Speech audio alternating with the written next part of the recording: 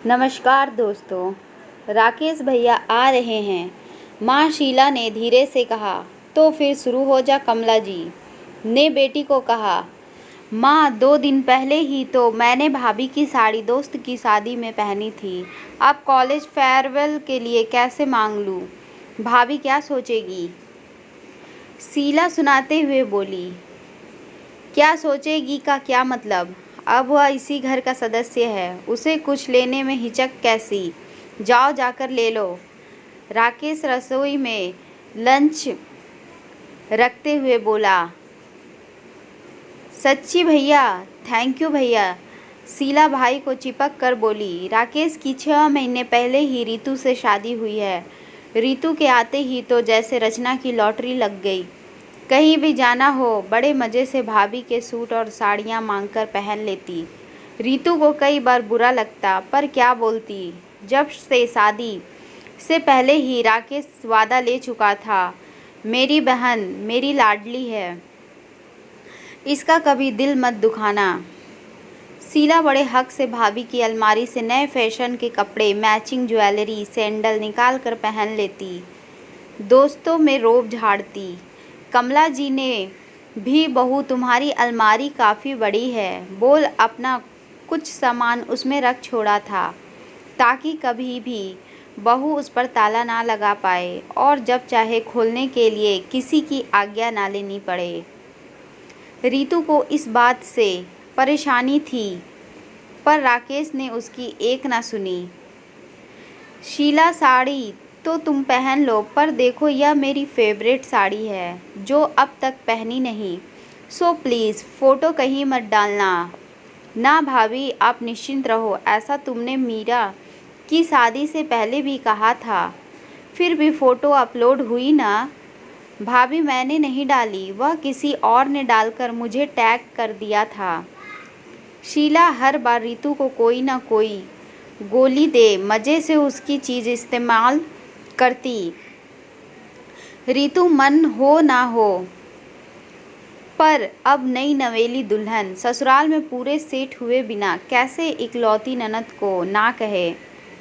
Farewell की photo भी social media पर और स्टोरी पर डाल दी गई। बुरा तो रितु को बहुत लगा, पर उसकी साड़ी में उसकी ननद को पसंद कर लिया गया और एक अच्छे घर से रिश्ता आ गया, सो रितु का गुस्सा हवा हो गया। सास बार बार बहू के पैरों को शुभ बता रही। मेरी तो बहू के रूप में साक्षात लक्ष्मी ने प्रवेश किया है। अभी साल भर भी नहीं हुआ इसके कदम पड़े और मेरी बेटी के लिए इतना बढ़िया रिश्ता आ गया। बहू कल शीला का रोका है, लड़के वाले आएंगे, सारी तैयारी तुम्हें ही देखनी है। कमला जी, रितु ने ननद को बहुत अच्छे से तैयार किया। राकेश ने भी लड़के वालों के स्वागत में कोई कमी नहीं छोड़ी। लड़के वालों को दिए जाने वाले शगुन के थाल में रितु ने जब अपने मायके से मिली सबसे सुंदर साड़ी देखी, तो उसके चेहरे का नूर गायब हो गया। आंखों से आंसू गिर रहे थे। जानती थी इतने शुभ मौके पर कुछ बोलना बेकार है। क्या हुआ, आज हमारी बेगम के चेहरे का नूर कहाँ है? चांद सा मुखड़ा इतना उदास।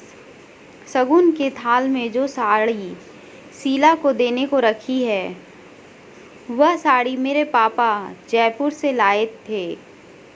कितने साल से मेरी माँ ने मुझे देने को रखी थी।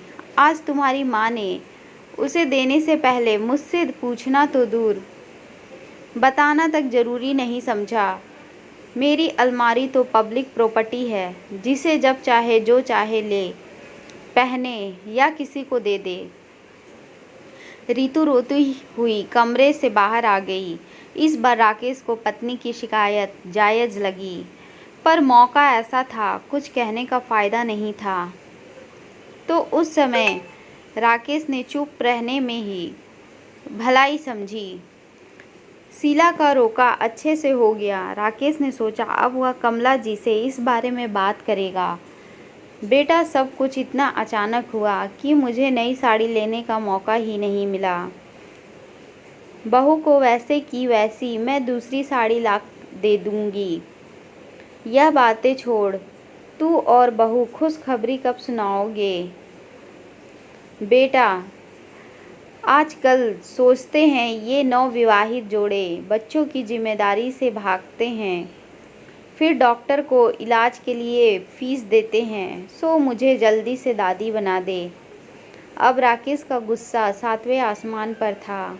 अब वह समझ गया कि उसकी माँ और बहन की दखल अंदाजी उसकी निजी ज़िंदगी में भी बढ़ रही है। वक्त आ गया है जो इन सब को रोका जाए। लड़के वाले ने चिटमंगनी पट ब्याह का प्रस्ताव रख दिया। राकेश की व्यस्तता बढ़ गई।